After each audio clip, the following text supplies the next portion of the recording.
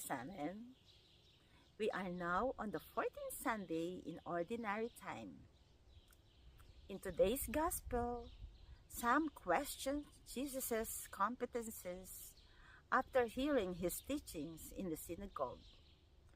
Why did the chief priests and the elders question Jesus' powers and wisdom? First, it is a common knowledge that Jesus is the son of a carpenter and Mary. Second, the status quo is that Jesus has no education than his fellow villagers. Third, they cannot accept Jesus' ability and authority to preach the truth. And fourth, they knew Jesus was from an ordinary family. The Gospel also tells us what Jesus did. Despite being rejected and questioned about his abilities, he continued to carry out God's will. He continued to teach and spread the good news among the villagers. But he did not perform many miracles because of their lack of faith.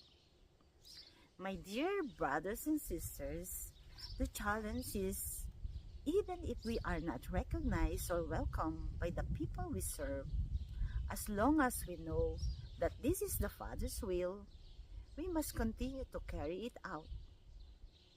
It is necessary that in doing things, it's not about to be accepted or praised, but because we believe that it is God's will to carry out the mission entrusted to us. The Lord is encouraging us to be faithful in fulfilling our duties with love, for we all have something to give for the common good.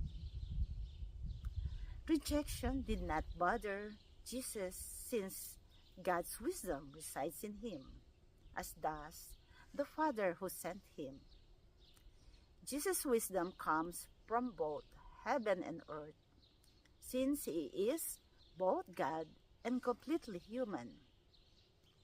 His authority and wisdom in communicating the truth are widely recognized, and performing miracles indicates our deep faith. To be rejected is inevitable, so we need to know how to deal with it. Know yourself, know your strength, your abilities, and giftedness. In the light of honest knowledge of yourself, you should also know and acknowledge your weaknesses and limitations. In the second reading, Jesus said, "My grace is sufficient for you, for my power is made perfect in weakness." For in our weaknesses, God's power will prevail, so we can also use it in fulfilling our mission. In doing the mission, we should focus on the Lord, not on ourselves. It is unavoidable that challenges arises, but remember that we can't please everybody. Just do what is right and with good intention, in the light of compassion and love. The Gospel also reminds us not to compare with others, because everyone is unique.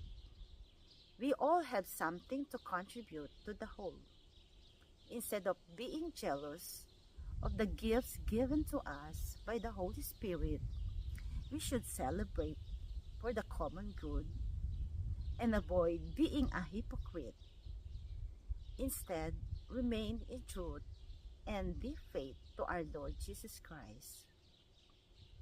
And so we pray, Lord, help us always do what is right and conformable to your commands, even amidst rejection. Amen.